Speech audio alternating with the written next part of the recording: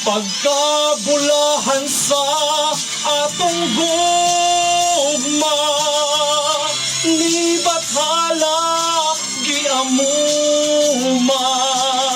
Dili ta kawangon, dili ta pakyason, tumanon tang tanang panumpata.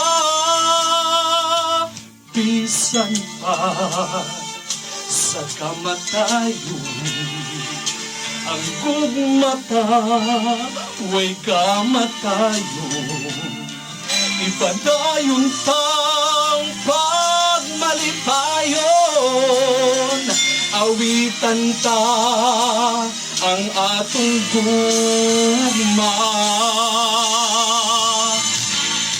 Pagkabulahan sa atong gugma, ni bathala giamuma. Dili ta kawangon, dili ta pakyason, tumanon tang tanang panumpata.